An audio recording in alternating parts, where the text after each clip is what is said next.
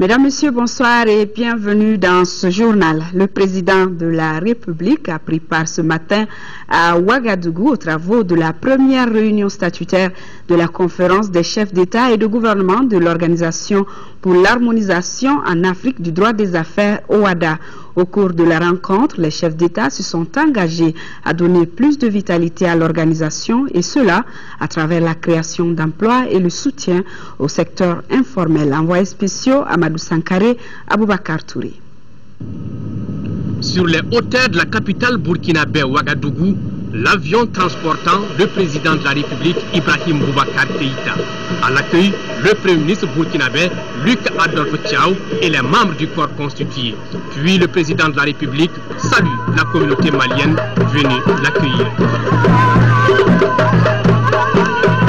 Ensuite, le cortège présidentiel s'ébranle vers le quartier Ouagadémil où se tiendra la rencontre. Sur place, Ibeka retrouve ses autres pairs d'Afrique venus également prendre part à cette première réunion statutaire de la conférence des chefs d'État et de gouvernement de l'OHADA, mais aussi pour évaluer les 20 ans d'existence de l'organisation. Pour le président de la République du Faso, président en exercice de la conférence des chefs d'État, l'OHADA, qui est en marche il y a de cela 2 décennies, a joué un rôle immédiatement important dans l'amélioration du climat des affaires. Le constat est encourageant en termes de promotion de la croissance économique et de l'emploi, d'amélioration de l'environnement juridique pour la création des entreprises, d'accroissement de l'accessibilité au crédit, de sécurisation des investissements étrangers directs et d'impulsion du progrès social dans notre pays. Ces résultats significatifs confortent notre optimisme et notre vision pour une Afrique unie, stable et prospère. Nous devons alors continuer déjà à la consolidation des performances de l'organisation en veillant à rendre plus efficient le mécanisme de financement autonome mis en place. Au Mali, les acquis de l'Organisation pour l'harmonisation en Afrique du droit des affaires est une réalité. En longueur de journée et de contentieux commercial, le droit de l'OHADA est évoqué devant les tribunaux du commerce à la cour d'appel.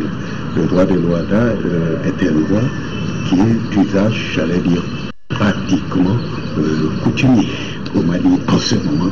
Les procédures sont utilisées par les avocats et tout le monde s'accorde à dire que c'est pour la meilleure sécurisation du droit des affaires au Mali, et y compris à l'image de ce qui se fait dans le reste des pays membres de l'OHADA. Il faudrait que les opérateurs économiques s'approprient davantage les règles de l'OHADA et que ces règles-là ne restent pas l'apanage des tribunaux et des professionnels. Donc, diffusion dans le monde des entreprises, diffusion tout simplement en l'endroit du public le plus large possible. Pour donner plus d'efficacité à cet instrument d'intégration des peuples, les chefs d'État ambitionnent de mettre en place des mécanismes de création d'emplois à grande échelle et d'accompagner du coup le secteur informel dans le souci du progrès social des communautés des 17 pays membres. Pour ce faire, l'OHADA peut également compter sur ses amis. C'est une organisation extrêmement vivante, c'est une perspective surtout extrêmement stimulante. La France a toujours été aux côtés de l'OHADA dès le début. Elle a été par diverses manifestations, par diverses décisions, par diverses prestations. L'Organisation internationale de la francophonie a été à vos côtés. La France l'a été en désignant des experts internationaux, parce qu'il est important de développer les capacités, les connaissances, les échanges, les techniques, les technologies, les méthodes. La France continue de l'être. Elle est un de vos partenaires essentiels avec la Banque mondiale et l'Union européenne. L'OHADA a été d'une certaine façon visionnaire dans une période de crise. Elle a été visionnaire parce que la tentation était forte, plutôt de se replier, plutôt de renoncer aux droits, plutôt de renoncer aux règles, plutôt de céder à un processus de dérégulation. À l'issue de cette première réunion statutaire de la conférence des chefs d'État et de gouvernement de l'OHADA, suivi de l'évaluation des 20 ans de l'organisation, les chefs d'État entendent mettre tous les poids dans la balance pour le rayonnement de cette organisation, et cela au bonheur des différentes communautés des pays. À l'issue de cette conférence, suivie d'un huis clos, les chefs d'État ont fait un communiqué final. Nous vous proposons un extrait lu ici par Dramane Yameogo, ministre burkinabé de la Justice, garde des Sceaux, micro de nos envoyés spéciaux. La conférence des chefs d'État et de gouvernement instruit le Conseil des ministres de rendre plus opérationnelles les commissions nationales OHADA afin d'améliorer l'élaboration et la mise en œuvre du droit OHADA dans les États parties.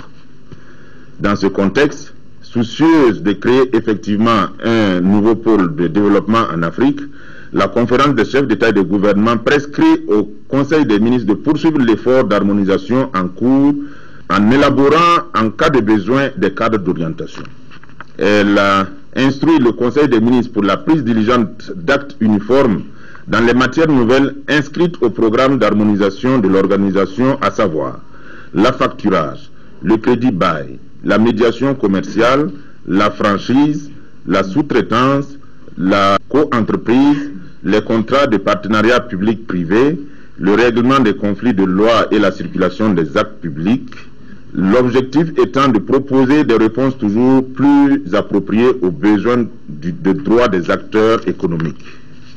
En vue d'optimiser les fonctions juridictionnelles et arbitrales de la juridiction communautaire, la conférence des chefs d'État et de gouvernement instruit le Conseil des ministres de mettre en place un mécanisme plus rigoureux de sélection des juges de la CCJA, ainsi que des mécanismes permanents de renforcement des capacités des juges. Activité de l'être humain. La conférence des chefs d'État et de gouvernement prescrit l'intensification des activités de formation et de recherche en droit OHADA. Elle engage, entre autres, le Conseil des ministres à prendre des dispositions appropriées en vue d'assurer notamment le fonctionnement effectif de l'être humain, du système de formation par visioconférence, coopération internationale. Tenant compte de la vocation panafricaine de l'OHADA inscrite dans son traité fondateur, la conférence des chefs d'État et du gouvernement préconise une promotion intense de l'organisation auprès de l'Union africaine à l'effet d'en faire l'outil privilégié de production et de promotion du droit des affaires. Ici, à Bamako, le chef de la mission d'observation électorale de l'Union européenne a été reçu hier par le président de la République, Louis Michel, a remis au chef de l'État le rapport final de la mission d'observation à l'élection présidentielle. Le rapport en question fait des propositions pour l'amélioration du processus électoral au Mali. Louis Michel, au micro de Adama Kodjo. Je l'ai évidemment encore une fois félicité pour son résultat. Je lui ai aussi dit un certain nombre de recommandations qui étaient faites dans le rapport et que l'on pourrait peut-être essayer de mettre en œuvre dans la perspective des élections législatives, puisque j'ai été aussi reconduit comme chef de la mission d'observation électorale pour les élections législatives. Il a accueilli ça avec beaucoup d'ouverture de vue, avec une grande détermination d'essayer d'inspirer un certain nombre d'aménagements pour encore perfectionner davantage le cadre électoral, la manière d'organiser ces élections. Quels sont les points les plus saillants de ces recommandations? Il y a un certain nombre de clarifications au niveau de l'interprétation des lois électorales, par exemple. Tout ce qui touche à la collecte des résultats peut se faire de manière beaucoup plus ouverte. On peut mettre sur les sites, par exemple, les résultats bureau de vote par bureau de vote. Le système, la formation, par exemple, des agents électoraux, c'est extrêmement important qu'on continue à les former encore davantage pour qu'il y ait une conception commune, par exemple, de ce qui est un bulletin valable ou un bulletin qui ne l'est pas. Au niveau du comptage des bulletins de vote, je pense qu'on peut aussi encore renforcer la garantie des bulletins. Il faut compter les bulletins, il faut réconcilier les bulletins, comme on dit, c'est-à-dire compter le nombre de bulletins qu'il y a, vérifier si ça correspond au nombre d'électeurs de la liste électorale, aussi afficher les résultats aux bureaux électoraux. Koulouba hier, l'hémicycle aujourd'hui, le chef de la mission d'observation électorale de l'Union européenne au Mali, Louis Michel, a été également reçu par l'Assemblée, par le président par intérim de l'Assemblée nationale à qui il a présenté le contenu du rapport sur l'élection présidentielle dans notre pays. C'est un rapport qui fait des propositions pour améliorer le processus électoral au Mali pour les échéances à venir. Et pour boucler la boucle, le chef de la mission d'observation électorale de l'Union européenne a tenu une conférence de presse. Louis Michel a présenté le dit rapport et annoncé le déploiement prochain d'une centaine d'observateurs pour les législatives prochaines. Alou Touré. Le rapport de la mission d'observation électorale de l'Union européenne est un document de 51 pages plus des annexes. La mission a porté son jugement notamment sur l'ouverture des bureaux de vote, le déroulement du vote et le dépouillement. Ainsi, la mission d'observation électorale a formulé des recommandations dont la mise en œuvre peut permettre de rectifier le tir et aboutir à des élections sans reproche. Le plan de ramassage des enveloppes destinées à la Cour constitutionnelle devrait être public, devrait être supervisé et garanti par l'administration afin d'éviter la non prise en compte par la Cour constitutionnelle des voix valablement exprimées dans les résultats définitifs proclamés. Deuxième recommandation, l'adoption d'un nouveau procès-verbal du bureau de vote qui intègre l'obligation de procéder à une vraie réconciliation des bulletins. La réconciliation des bulletins constitue l'une des plus importantes sauvegardes contre la fraude. Pour régler cette question, de mon point de vue, la meilleure formule, c'est une meilleure formation des agents électoraux. J'ai pu observer dans les bureaux de vote où je me suis rendu que dans un certain nombre de cas, il y avait un manque, disons, un manque d'unicité dans l'interprétation à donner et dans la mise en œuvre de ce qui avait été prévu réglementairement ou légalement. 3. La conservation des bulletins utilisés après le dépouillement jusqu'à la proclamation des résultats définitifs devrait être également prévu et sous garde permanente effective.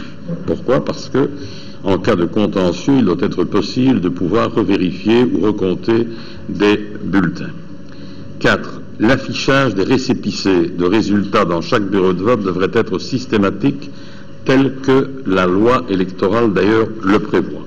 De même, Louis Michel, à la tête d'une centaine d'observateurs, observera les élections législatives à venir. Le processus est ainsi lancé, du moins officiellement. Rendez-vous donc après le premier tour pour une nouvelle conférence de presse rendant compte de l'observation des législatives. La libération des éléments des groupes armés répond à une disposition des accords de Ouagadougou. Le Premier ministre Oumar Tatamli l'a dit dans une interview exclusive à l'ORTM. Pour lui, le gouvernement s'attelle à renforcer les mesures de sécurité sur l'ensemble du territoire. Oumar Tatamli au micro de Yaya Konate. Nous avons trouvé une situation sécuritaire particulièrement dégradée. Dans ce contexte, il était important de restaurer un niveau de sécurité qui soit compatible avec une vie normale dans le nord du pays. Il était important également de réaffirmer certains des engagements qui avaient été pris par le gouvernement précédent dans le cadre des accords de Ouagadougou. Un processus accompagné par la communauté internationale. Dans ce contexte, nous sommes attachés à deux choses. D'abord, mettre en œuvre des mesures de confiance qui permettaient d'assurer qu'un cadre soit mis en place propice d'un dialogue inclusif avec les groupes armés et l'ensemble des communautés, comme cela a été indiqué même dans le cadre des accords, et de l'autre côté, créer les conditions pour que la sécurité revienne à travers un redéploiement des forces de défense et de sécurité. Le redéploiement est en cours, il n'est pas belligène, il vise à restaurer la sécurité sans intention belliciste, et à cet égard, c'est un processus qui est conduit en coordination étroite avec la MINUSMA et avec les forces Serval. Vous avez pris ces derniers jours des mesures que vous avez donc appelées mesures de confiance. Je vais parler de la libération de détenus, je vais parler de la levée des mandats d'arrêt. Est-ce que ce sont des mesures que vous impose l'accord de Ouagadougou? Ces mesures découlent de l'article 18 des accords de Ouaga, qui prescrivent la mise en place d'une commission internationale d'enquête pour prendre en charge les crimes de sang qui auront été commis, les atrocités les plus graves, notamment les crimes de violence sexuelle, toutes les violations graves des droits de l'homme et des droits internationaux sur le territoire du Mali, et qui prévoit également que, hors du champ d'investigation de cette commission d'enquête, les personnes qui auraient été arrêtées fassent l'objet, soient libérées. C'est ce processus qui est fait avec toutes les garanties possibles qui visent à assurer que dans l'état actuel de notre information, nous ne remettions pas en liberté des personnes qui pourraient être tombées sous le coup des investigations de la commission d'enquête internationale. Au demeurant, cette commission d'enquête internationale fera son travail quand elle sera mise en place. Vous pourrez suivre l'intégralité de cet entretien dans l'interview de la semaine après cette édition. Le ministre de la Réconciliation nationale et du développement des régions du Nord, Cheikh Oumar Diarra, a pris part à New York à la séance publique du secrétaire général sur la situation au Mali. Il a réaffirmé la détermination de la nouvelle équipe gouvernementale sous l'autorité du président de la République à parvenir à un règlement définitif de la crise malienne dans le strict respect de l'intégrité territoriale et de la laïcité de l'État. Ibrahim Traoré. La séance publique du Conseil de sécurité des Nations Unies a essentiellement porté sur l'examen du rapport du secrétaire général sur la situation au Mali. Le ministre de la Réconciliation nationale et du développement des régions du Nord était là pour s'entretenir avec les membres du Conseil de sécurité des actions menées ou envisagées au Mali dans le cadre de la réconciliation nationale. Le ministre Diarra a révélé la préparation d'un plan de développement accéléré des régions du Nord dont la première mouture a été approuvée le 14 octobre dernier lors d'une réunion entre le gouvernement et les partenaires techniques et financiers. Le ministre a rappelé aussi l'attachement du gouvernement au parachèvement du processus électoral avec l'organisation des élections législatives le 24 novembre pour le premier tour et le 15 décembre 2013 pour le deuxième tour. Abordant la question de la sécurité dans les grandes villes du Nord, le ministre Diarra a exprimé les vives préoccupations du gouvernement face au retour des groupes armés terroristes et djihadistes qui continuent de représenter une menace sérieuse à la paix, à la stabilité et à la sécurité au Mali et dans la région du Sahel. Il a insisté sur la nécessité qu'impose le déploiement de l'armée malienne sur toute l'étendue du territoire national avec l'appui de la MINUSMA.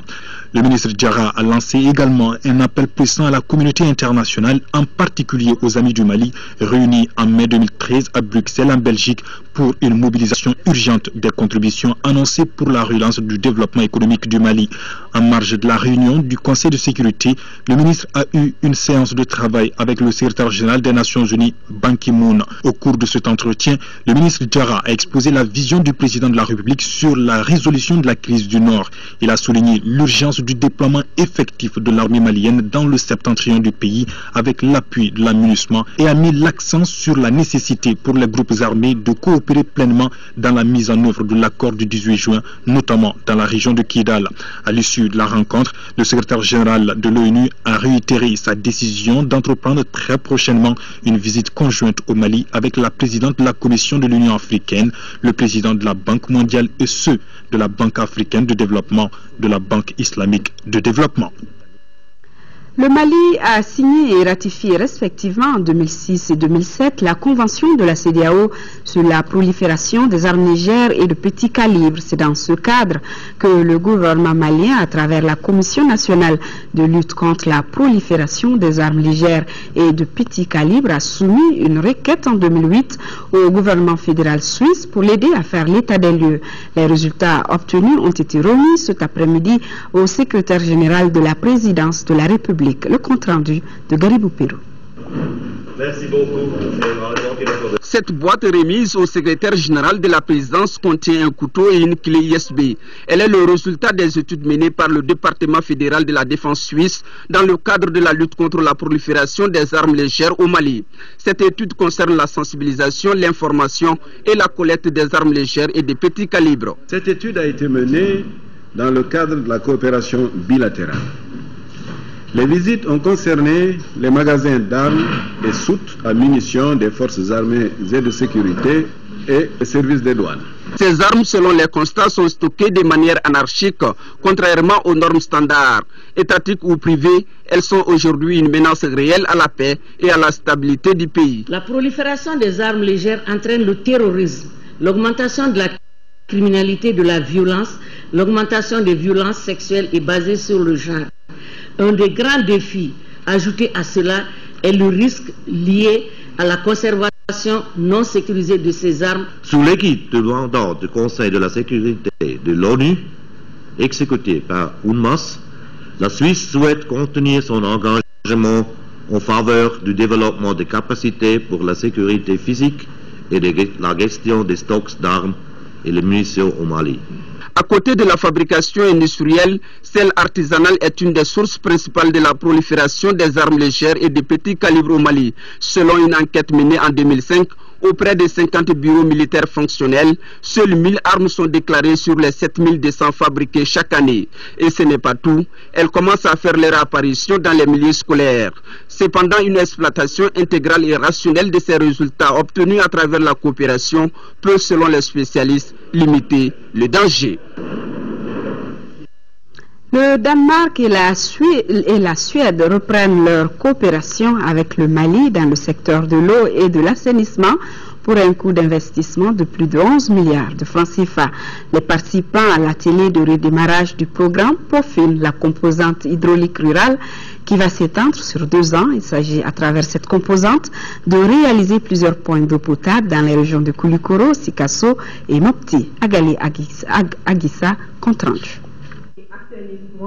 Le programme d'appui dano-sédois PADS vise à améliorer les conditions de vie des populations des régions de Koulikoro, Sikasso et Mopti. C'est dans ce cadre que plusieurs ouvrages hydrauliques devront être construits sur la période 2013-2015 à travers le programme sectoriel eau et assainissement PROSEA. En termes de résultats pour les populations ciblées, il s'agira de réaliser la maîtrise d'ouvrage déléguée de la réalisation de 4 adductions d'eau potable, 35 adductions d'eau sommaire, 198 forages équipés de pompes à motricité humaine et 108 réhabilitations de forages équipés de pompes à motricité humaine. Un investissement qui devrait permettre d'accroître le taux d'accès à l'eau potable. Cette composante constitue une étape importante dans la mise en œuvre du plan national d'accès à l'eau potable couvrant la période de 2004 à 2015. Ce plan a pour objectif de fournir à 82% de la population malienne un accès durable à l'eau potable. Le taux actuel suivant le recensement général de la population de l'habitat de l'année 2009 étant de 63,5%. Cette composante du programme, d'un montant d'environ 11,5 milliards de francs CFA, contribuera notamment à assurer l'accès à l'eau potable de plus de 208 000 personnes en milieu rural et semi-urbain, accroître le taux de couverture en assainissement et promouvoir des comportements favorables à l'hygiène et à l'assainissement dans les 3 régions. Les travaux de l'atelier d'une journée sont axés entre autres sur l'évolution de la mise en œuvre de la composante hydraulique, la présentation de la nouvelle phase et la maîtrise d'ouvrage déléguée. De retour de mission, le ministre de l'Équipement et des Transports a été surpris de rencontrer des minibus surchargés à la fois de passagers et d'animaux. Le général Abdoulaye Koumaré a aussitôt retiré les cahiers de bord et vidé ses camions. Nado Damlé. De la circulation reste une fatalité. L'homme en est pour beaucoup. Nous sommes sur l'axe Ténès-100, sur la route nationale numéro 6. Ce lundi, veille de la fête de Tabaski et jour de la foire hebdomadaire de sang, grande cité du Boitou. Un chauffeur de minibus a attiré l'attention de tous. Le Sieur Dao avait à bord de son minibus 53 passagers et 6 autres sur le toit, plus des animaux. Tenez-vous bien, la capacité normale de ces minibus est de 28 passagers. De quoi dresser les poils. Entre Somo et San, nous avons coïncidé avec un minicar surchargé. Dans les infractions que nous avons relevées, le car était en transport mixte. Techniquement, sur la carte grise, le car devait transporter 28 personnes. Mais nous avons compté sur, dans le car 53 personnes à l'intérieur et 6 étaient sur le toit. En plus de ces personnes-là, il y avait des moutons et divers chargements. Donc c'était un véhicule qui surchargé non réglementaire. Donc nous avons arrêté le véhicule, nous avons procédé au contrôle. Effectivement, nous avons débarqué tout l'accident qui se trouve dans le véhicule. Le premier responsable des transports n'a pas hésité de frapper fort. Il a vidé le véhicule de son surplus et retiré les cahiers de bord. Pour ce faire, des instructions fermes ont été données aux agents des forces de l'ordre chargés du contrôle de ces véhicules. En 5e région, les actions se multiplient pour porter assistance aux victimes du naufrage de la Pinasse survenu dans la commune rurale de Konna. 120 des 210 rescapés sont arrivés à destination et des efforts sont en cours pour le départ de ceux restés sur le lieu du naufrage. Yacouba Meiga. 6 jours après le naufrage de la Pinasse survenu au large de Koubi dans la commune rurale de Kona, l'heure est à la mobilisation pour porter secours et assistance aux rescapés. Sur les 210 survivants, 120 ont pu regagner depuis lundi leur localité avec l'appui de la Direction régionale du développement social et de l'économie solidaire de Mopti. Nous avons pris des dispositions pour toutes les personnes qui avaient exprimé le souhait de continuer leur voyage et les faire partir. Donc le ministère de l'Action humanitaire a pris des dispositions pour envoyer 120 personnes à travers la finance, et à l'heure où je vous parle, ces 120 personnes sont déjà arrivées à destination, et Dieu merci. Pour les 77 autres rescapés, ils ont choisi de rester sur les lieux de l'accident dans l'espoir de retrouver les corps de leurs parents coincés selon eux sous les décombres de la pirogue qui est jusque-là sous les eaux. Nous venons de mettre à profit la communauté Bozo pour faire des plongées pour sortir encore sous les décombres, soit des personnes, soit des bagages. Et le ministère de l'Action humanitaire vient de mettre aussi un agent permanent sur le site. Parmi les victimes, certains souffrent de problèmes psychologiques ou encore physiques. Avec l'appui de la Direction régionale de la santé, 56 cas ont été déjà pris en charge par une équipe médicale permanente du centre de santé de référence de Mopti. Une autre équipe composée de techniciens d'hygiène appuie la population dans la gestion des cadavres. À la date de ce mercredi, le nombre de corps sans vie repêchés a atteint 59.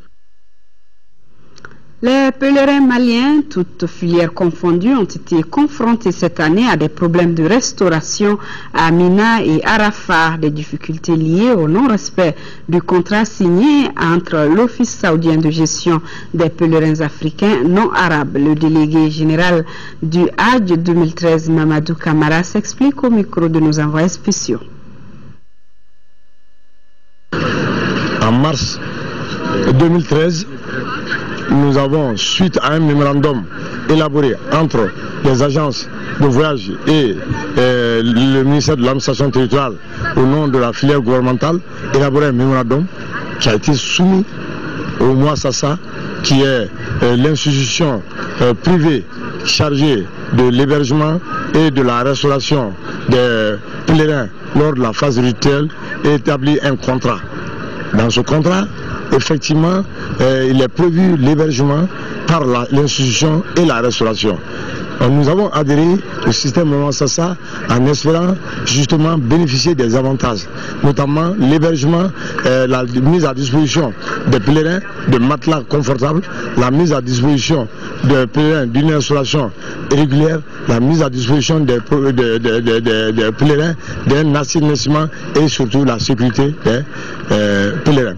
Bon, dès l'entame de notre séjour à Mina, le dimanche, nous avons malheureusement constaté que au plan restauration, les insuffisances ont commencé à apparaître. Le déjeuner qui est arrivé au-delà de 20 h et le dîner qu'on a eu aux environs de minuit. Bon, bien avant le déjeuner et le dîner, les agences et moi-même, entouré de mes collaborateurs, on s'est rendu au Mouassassa pour nous faire une longue discussion avec le responsable du Mouassassa. Et là, nous avons tenu à mettre le doigt sur les insuffisances et nous avons insisté sur l'amélioration de la situation pour la phase qui devait suivre, on veut dire la journée d'Arafat, qui nous paraît une journée importante. Ça veut dire que dans ce contrat, le Mali réellement ne se reproche rien?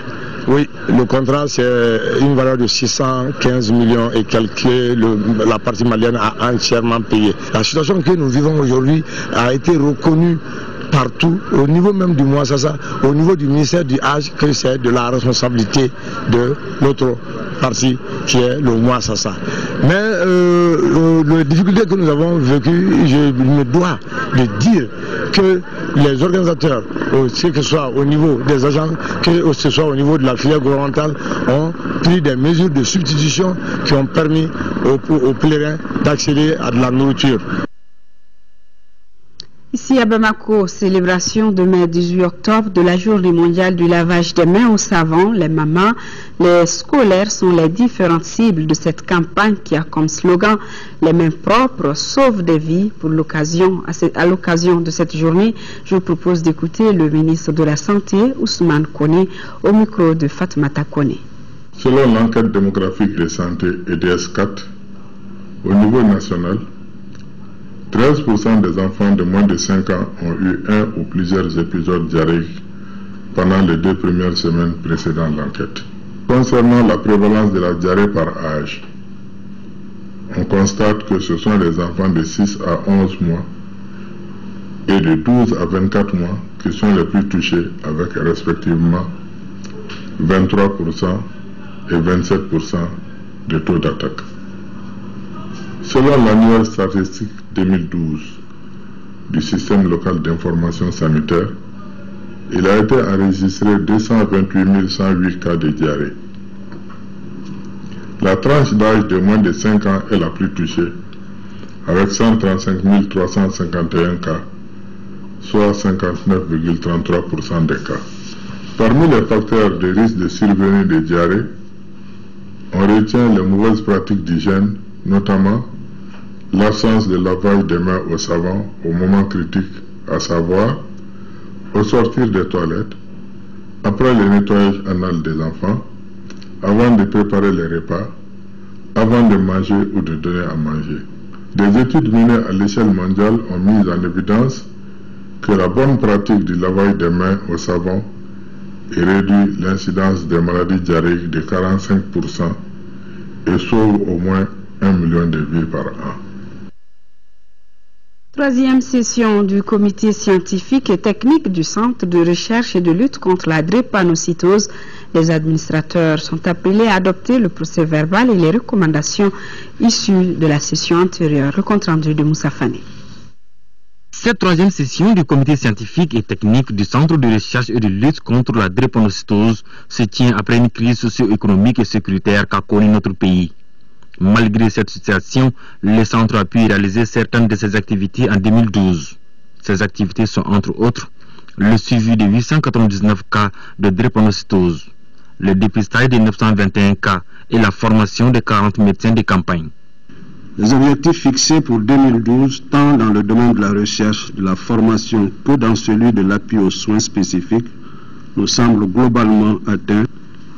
Il faut signaler que par rapport à certaines activités, notamment les consultations au titre de la médecine préventive, les hospitalisations et les transfusions, les réalisations ont presque doublé par rapport aux prévisions initiales. Pour accéder à certains médicaments de première nécessité, il reste encore des défis à relever. Les enjeux majeurs du centre dans notre contexte actuel reste la pérennisation de son concept novateur d'accès équitable des drépanocytaires à des soins de qualité dans un système décentralisé au Mali, le développement constant des vocations recherche et formation afin que le CRLD puisse jouer pleinement ses rôles mobilisateurs et fédérateurs. Auparavant, les membres du comité scientifique et technique du Centre de recherche et de lutte contre la drépanocytose avaient visité les laboratoires de la structure.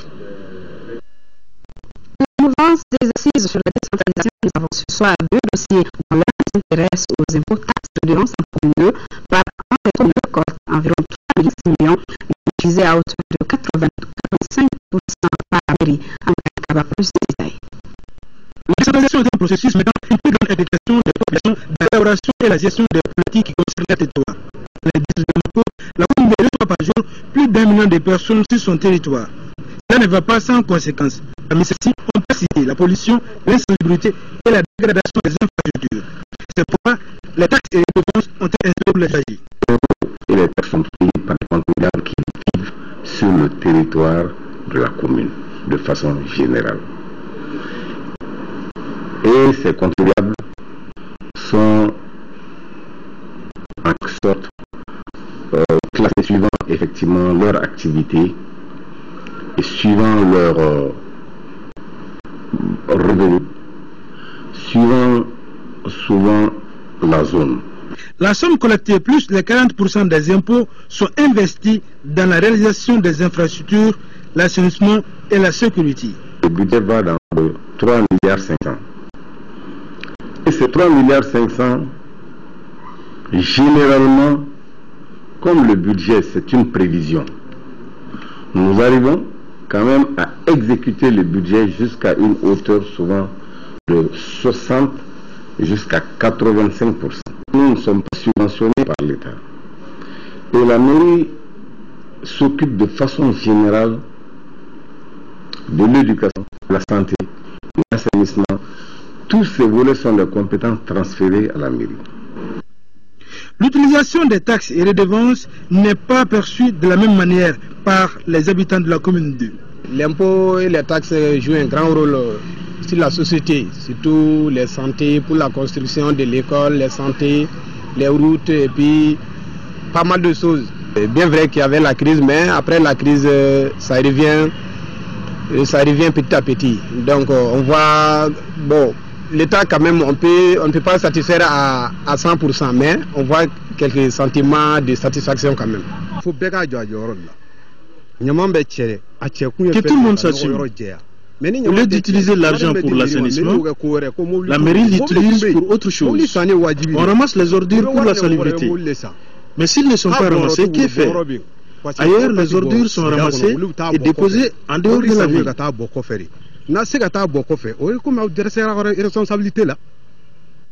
Selon les autorités communales, l'impact des réalisations dont le financement provient des taxes et des devances est perceptible. Il y a les services que la mairie rend à la population, notamment l'état civil. C'est les personnes qui sont là, qui travaillent et qui sont payées à la fin du mois. Ça, c'est un service. Le volet santé, le volet éducation. Aujourd'hui, tous les enfants qui sont en âge d'aller à l'école ont pu être à l'école aujourd'hui grâce à des dispositions qui sont prises au niveau de la commune pour permettre à tous ces enfants-là d'être à l'école. C'est des aspects qu'on ne voit pas trop, mais c'est des aspects qui sont là, qui font que nous avons besoin de moyens pour pouvoir les assumer, et surtout en temps réel. Aujourd'hui, honnêtement, avec le peu de moyens que nous avons, nous assumons vraiment une part substantielle pour la propreté de la commune 2. La bonne compréhension de ce message devra permettre à la commune de se développer pour le plein épanouissement de sa population. L'avènement de la décentralisation ne peut être que salutaire, puisqu'elle favorise à la fois le développement local et la démocratisation. Décentralisation toujours avec cette commune modèle. Il s'agit de Al-Lafia qui veut dire paix en son rail. Située dans le cercle de Tombouctou, la commune d'Al-Lafia a été classée première en 2006 dans la gestion décentralisée sur les 703 communes que compte le Mali. Depuis l'avènement de la décentralisation, les populations ont pris leur destin en main, toute chose qui leur réussit bien. De Tombouctou, Yaya Tandina. Le village de Toya est situé à une vingtaine de kilomètres de Tombouctou. C'est le chef-lieu de la commune de Al-Lafia qui signifie la paix en son règne. L'atout majeur de cette commune est la parfaite entente entre les différents groupes ethniques, Sonré, Bozo, Tamashek et Peul. Depuis l'avènement de la décentralisation, les populations ont appris à prendre leur destin en main avec l'appui des partenaires. La décentralisation a donné l'occasion aux populations à la base de s'assumer, d'être impliquées dans les actions de développement, de faire le choix et de soutenir leur propre promotion sur le plan de développement. Du fait de la stabilité de cette collectivité qui comprend 24 villages et fractions, plusieurs organisations et associations non gouvernementales ont décidé de l'accompagner. Sur le plan santé, le PACR, depuis le PAIB, le PACR nous ont accompagnés parce que c'est le même partenaire de la Banque mondiale qui a financé des choses comme au niveau de Al-Lafia, qui nous a aidés pour construire des salles de classe équipées. Et le projet Village Millénaire également qui a accompagné, qui nous a des communes du côté de l'État. Nous avons constaté que ces dernières années, les droits de tirage sont minimes. À l'instar des autres communes du Nord, Celle de H-Conta a vu ses activités paralysées par la crise qu'a connue le pays en 2012. La crise a paralysé tout. C'est un frein. Et le projet Village Millénaire avec tout son stock a été pillé. Le projet est fermé. Le PACR a carrément mis fin à tout ça. Beaucoup d'autres projets sont carrément arrêtés. Loin de baisser les bras, les élus de Alafia s'emploient déjà pour le redémarrage de l'ensemble des projets et autres réalisations de leur commune. La cohésion sociale et le dialogue entre les différents groupes ethniques, c'est l'ambition d'un tout nouveau programme qui vient d'être lancé à Diré dans la région de Tombouctou. D'un coût total de près de 30 millions de nos francs, il est initié par l'ONG GRAD sur financement PAOS 2, programme d'appui aux organisations de la société civile. Yaya Tandina depuis Tombouctou. L'occupation des régions du Nord par les groupes armés a provoqué non seulement un déplacement massif des populations, mais aussi une entorse dans les relations sociales entre les différents groupes ethniques. C'est fort de ce constat que l'ONG, Groupe de recherche Action pour le développement GRAD, a initié un programme sur le renforcement du dialogue et de la cohésion sociale. La cérémonie de lancement du programme s'est déroulée à Diré. GRAD est bienvenu parce que c'est le projet auquel on s'attendait il y a très longtemps pour qu'au moins le divorce qui a été créé entre les ethnies, au moins qu'on se rende compte, qu'on dialogue pour que les gens se retrouvent eux-mêmes, parce qu'aujourd'hui on ne peut pas continuer à parler dos à dos. On va continuer aussi à rester sans communiquer. Donc vraiment c'est une bonne chose le fait que GRAD a pris ce volet-là en compte. Financé par le PAOS 2 à hauteur de 29 millions de francs CFA, l'exécution du programme va durer une année. Il ne peut pas avoir de paix sans la participation des femmes, des jeunes. Donc c'est pourquoi l'ONG a choisi ces cibles. Leurs bénéficiaires directs, ce sont les élus communaux. Les bénéficiaires indirects, c'est l'ensemble de la population du cercle de Diré.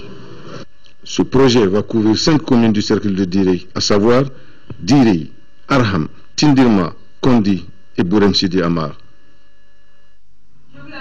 Dans le sommaire, après 14 années d'absence, le cinéaste Cheikh Oumar Sissoko signe son retour sur la scène cinématographique avec Rapt à Bamako, un long métrage dont le premier coup de clap a été donné ce matin à Kabbalah par le ministre de la Culture. La fiction, qui dure 90 minutes, est inspirée du roman du même nom de Mandé Alpha Diarra, publié en 1999. Rapt à Bamako traite des dérives électorales en Afrique et de la persistance des croyances religieuses et traditionnelles. Modibo Soare était à Kabbalah. Visite 1 première. Ce coup de clap du ministre Bruno Maïga donne le top départ du tournage du long métrage intitulé Rapt à Bamako. Cette fiction nous permet de jeter un regard critique sur 3 questions majeures de la vie sociopolitique de notre continent: les élections, la multiculturalité et le conflit de génération. En somme, l'œuvre nous introduit dans les difficiles tentatives d'exercice de la démocratie en Afrique. C'est un prétexte pour parler des problèmes brûlants de nos traditions et en même temps donc de la modernité. Le problème brûlant de la tradition, c'est cette question d'insécurité qui frappe les albinos, premièrement. Deuxièmement, un problème de modernité, c'est la multiculturalité. Dans le film, les regards de 2 jeunes de 14 ans, Malik et Sarah, révèlent l'insouciance et l'agonie de l'intérêt de l'homme politique pour la condition humaine. Amadoun Kassogué, incarnant le rôle de Moustapha et candidat à la présidentielle de son pays, emploie tous les moyens pour remporter l'élection. Il a fallu l'ouverture d'esprit des jeunes et de leurs grand-mères pour empêcher 2 drames: le rapt et l'assassinat d'un albinos, ainsi que le rapt des résultats du scrutin par un des candidats. Dominique a disparu. Elle a disparu.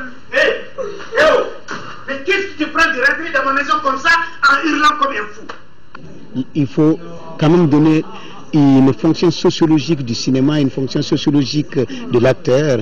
Ce n'est pas que je suis un candidat qui cherche à être président. en réalité, mais c'est pour donner une image, c'est une métaphore qui fait que les gens comprennent la portée des campagnes électorales en Afrique et partout dans le monde. Rapt à Bamako, c'est un film qui répond à un souci permanent d'interrogation, de quête d'information pour nos populations. Il vise la jeunesse, relève de demain afin de l'éduquer et la protéger contre les dérives politiques. Nous sommes convaincus que ce film fera date. Fera date de par le scénario, fera date de par le comédien qui l'anime, et fera date de par la personnalité et l'expertise du réalisateur. Le film Rapt à Bamako, dont le coût de départ est estimé à 250 millions de francs CFA, est une production du Centre national de la cinématographie du Mali, CNCM. Le tournage programmé pour durer environ 2 mois. Et les artistes du Mali, de notre côté, qui se mobilisent pour accompagner le gouvernement dans ses efforts de paix et de réconciliation. C'est dans ce cadre que le ministère de tutelle et la Fédération des artistes du Mali, FEDAMA, organiseront une soirée Téléthon demain vendredi à 21h au CICB, intitulé Grand cœur pour la paix au Mali. Elle est placée sous la présidence du Premier ministre. Pour vous, un avant-goût du spectacle avec Cheikh Oumar Sangaré. La salle de Baba Sissoko du CICB vibrera au rythme du théâtre, de la danse et de la musique. C'est à la faveur d'une grande soirée Téléthon intitulée Le Grand cœur pour la paix au Mali. Une contribution de la FEDAMA avec le soutien du département de la culture pour le renforcement du dialogue et de la réconciliation prônée par les nouvelles autorités. Les artistes ne peuvent pas rester en marge de tous les efforts que le gouvernement de la République du Mali est en train d'entreprendre pour la paix au Mali. Au programme de cette soirée, les prestations de l'ensemble instrumental du Mali, mais aussi et surtout la présentation officielle d'une œuvre riche et colorée d'1 heure environ. Dormir dans l'Azawad, c'est le titre de cette pièce. Les gens certainement vont se poser la question, dormir dans l'Azawad? Eh bien oui, nous voudrons par cette opération dire aux Maliens que l'Azawad est une partie du territoire national et que autant on peut dormir en paix à Kaï, à Sikasso, partout dans d'autres coins du Mali, autant on peut dormir en toute sérénité, en toute paix dans l'Azawad. La troupe est composée de plus d'une trentaine de musiciens, comédiens et ou danseurs. Ils sont soit professionnels, soit étudiants dans les écoles d'art de la place. Ces jeunes peuvent à la fois danser, danse moderne et danse traditionnelle, mais également donner du texte. C'est pas du tout facile. Déjà, rendre le texte rien qu'à lui tout seul est très compliqué. Je suis à ma 3e année, je suis une débutante, donc j'ai eu l'occasion de travailler avec les anciens. Pour moi, c'est une chance. Les organisateurs ont cadré cette soirée Téléthon avec le mois de solidarité en cours. Ainsi, les fonds collectés serviront à soutenir les artistes déplacés du Nord et les victimes des inondations. Toute chose qui explique la double motivation des acteurs de la pièce. Un, c'est parce que c'est une cause nationale. De deux, ce qui va se faire là se fait également au profit des artistes. Alors quand vous demandez à des artistes de faire des choses au profit des artistes, dites-vous qu'ils vont donner tout ce qu'ils ont dans le ventre. Les artistes du Mali comptent sur le grand public pour la réussite de cette soirée Téléthon placée sous le haut patronage du Premier ministre Oumar Tatamli. Grand cœur pour la paix au Mali, c'est donc demain au Centre international de conférence de Bamako à 21h. Première prise de contact du président de la Fédération malienne de football avec les membres du comité exécutif. L'inspecteur général Boubacar Babadiara en a profité pour donner les grandes lignes de sa politique de développement du football malien. Khalifa Namatraoré. 24 heures après sa prise officielle de fonction à la tête de la Fédération malienne de football, Boubacar Babadiara dévoile sa feuille de route. Il s'agit entre autres de réconcilier la grande famille du football malien et d'élaborer des stratégies permettant de rendre la discipline plus performante afin de conquérir l'Afrique et le monde. Sans perdre de temps, nous allons ouvrir des chantiers. Ces chantiers ont pour nom la relecture des textes de la Fédération malienne de football, la résolution de la problématique du financement du football malien, le développement du football et singulièrement celui des infrastructures dédiées au football des jeunes, l'inscription du Mali au palmarès des vainqueurs de la Coupe d'Afrique des Nations de football, la qualification du Mali au Mondial 2018, l'accès et la pérennisation de nos clubs aux phases de poule des différentes compétitions africaines. L'atteinte de ces objectifs pendant la durée de notre mandat doit être le fil conducteur de toutes nos actions. Comme adjuvant à cet engagement collectif, la pacification de l'espace du football sera aussi déterminante dans l'atteinte de nos objectifs majeurs. Pour atteindre le but, la nouvelle équipe dirigeante veut bien faire sienne certaines valeurs. Le maître mot doit être la solidarité, la complémentarité, voire la subsidiarité. Tous les actes que vous poserez doivent s'inscrire dans la légalité, c'est-à-dire en conformité avec les dispositions pertinentes de nos statuts et règlements. Avec les joueurs des équipes nationales, nous devons nouer un pacte de sincérité. Sincérité dans toutes les épreuves. Nous devons agir à leur endroit avec pédagogie et tact, le football devant être une école de préparation à la vie future du joueur. Notre devoir d'éducateur nous impose cette voie, la seule permettant de valoriser le talent du joueur. Si les principes ainsi édictés étaient observés, nous pourrons sans nul doute espérer sur une consécration continentale qui, je le répète, doit demeurer l'objectif prioritaire de notre comité exécutif. Boubacar Baba Diarra prône des rapports de courtoisie et de bonne collaboration avec le département des sports, le comité national olympique et sportif du Mali, les autres fédérations sportives, les ligues, les clubs, bref, avec tous les acteurs du sport malien. C'est communiqué avant la page noire de cette édition, le ministre de l'Éducation nationale qui poursuit sa visite des services relevant de son département, Madame Togola Jacqueline Marinana, était ce matin à la Direction nationale de l'enseignement secondaire général et au Centre national des examens et concours. Le ministre a insisté sur les missions hautement stratégiques du département et a fixé des objectifs pour l'année scolaire 2013-2014 en invitant tous et chacun à s'impliquer fortement pour leur atteinte. Et suite au naufrage de la Pinasse le 11 octobre dernier à Kona, le ministre délégué chargé des affaires religieuses et du culte invite l'ensemble des communautés religieuses à organiser des séances de prière pour le repos de l'âme des disparus. Et la ville de Sikasso, qui vient de perdre un modèle de droiture et de loyauté, infirmier à la retraite, El Hadj Cheikh Kouyaté s'est éteint lundi à l'âge de 93 ans. Autorités administratives, politiques, collaborateurs et populations de la ville lui ont rendu un dernier hommage. De Sikasso, Sekou Konaté.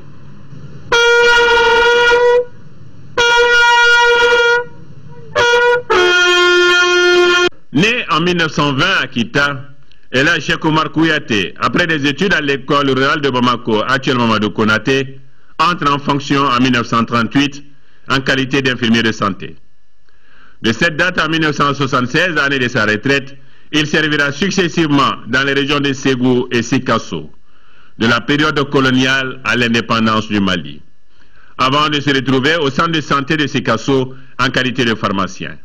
Cet infirmier était un agent vraiment très honnête. Il s'occupait presque de tous les malades. C'est lui qui était à la pharmacie là. À l'époque, il y avait une pharmacie, un dispensaire là-bas. C'est lui qui servait les malades.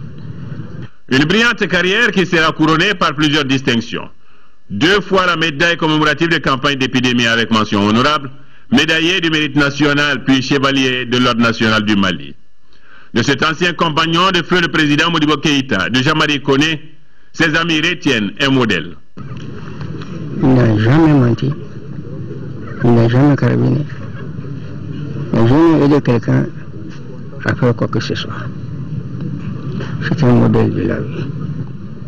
J'ai pu connaître ce vieux, un vieux très sage, un vieux véritablement très intéressant pour l'avoir connu.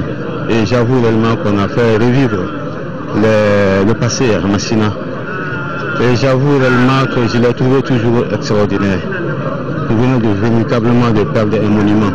93 ans, de nombreux enfants et petits-enfants et une population inconsolable. El Hadj Cheikh Oumar Kouyaté repose désormais au cimetière de Hamdalaye. Dors en paix. Amen. Cette édition s'achève.